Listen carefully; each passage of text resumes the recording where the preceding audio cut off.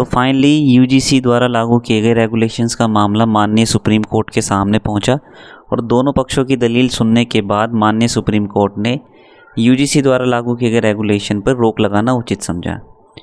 तो आइए समझने की कोशिश करते हैं कि आखिर ये रेगुलेशन है क्या और क्यों माननीय सुप्रीम कोर्ट को ऐसा लगा कि फ़िलहाल अभी इन रेगुलेशंस पे रोक लगाना ही उचित रहेगा। एक्चुअली अभी हाल ही में यूजीसी द्वारा रेगुलेशंस को लागू किया गया था जिसे नाम दिया गया था promotion of equity in higher education institutions regulation 2026। और जैसे इन रेगुलेशंस को लागू किया गया वैसे इन रेगुलेशंस के खिलाफ देश भर में प्रदर्शन होना शुरू हो गए। इन प्रदर्शन का जो मेन मुद्दा था वो था इस रेगुलेशन का पार्ट 3C, जहाँ पे कास्ट बेस्ड डिस्क्रिमिनेशन को डिफ़ाइन किया गया है और वहाँ पे दिखाया गया है कि जो कास्ट बेस्ड डिस्क्रिमिनेशन होगा उससे सिर्फ वही डिस्क्रिमिनेशन माना जाएगा जो SC, ST और OBC के अगेंस्ट हो रहा होगा। और इस डेफिनेशन में से जनरल कैटेगरी को बिल्कुल ही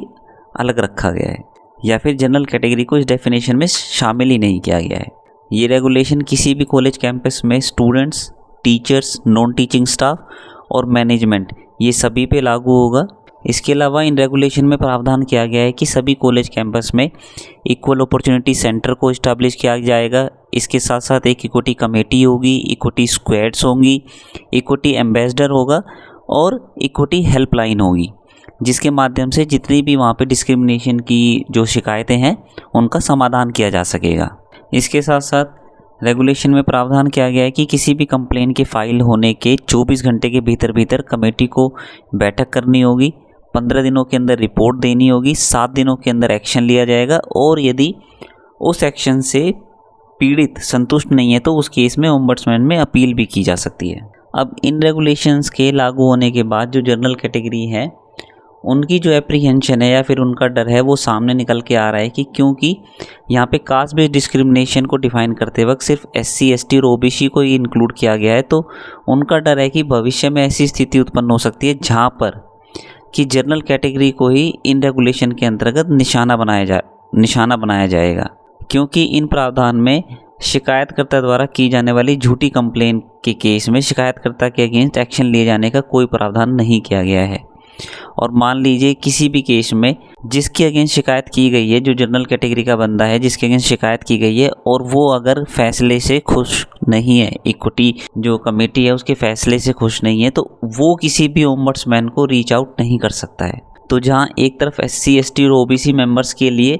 इक्विटी कमेटी, ओम्बड्समैन जैसे दरवाजे खुले हुए हैं, वहाँ पर जनरल कैटेगरी के लिए इस तरीके का कोई भी प्रावधान की सुविधा या फिर व्यवस्था इन रेगुलेशन में नहीं की गई है। इन सब की वजह से एक डर का माहौल ये बना हुआ है कि कॉलेज का लेवल जहाँ पे लोग अपना करियर बनाने के लिए आते हैं, हो सकता है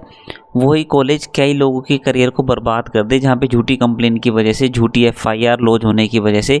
जो बंदा प्रतिभाशाली होने के बावजूद भी जेल उसे जाना पड़ सके और उसका आगे का करियर पूरा स्पॉइल हो जाए। तो इन सब दलीलों को सुनने के बाद माननीय मुख्य न्यायाधीश ने टिप्पणी की कि 75 साल की स्वतंत्रता में हमने जो भी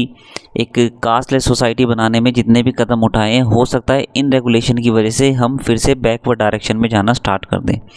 तो इन सब के मद्देनज़र फ़िलहाल माननीय सुप्रीम कोर्ट ने इन रेगुलेशंस पे रोक लगा दी है। अब देखना ये होगा कि आगे की दलीलें किस तरह की जाती हैं और किस तरीके के परिवर्तन इन रेगुलेशन में किए जा सकते हैं।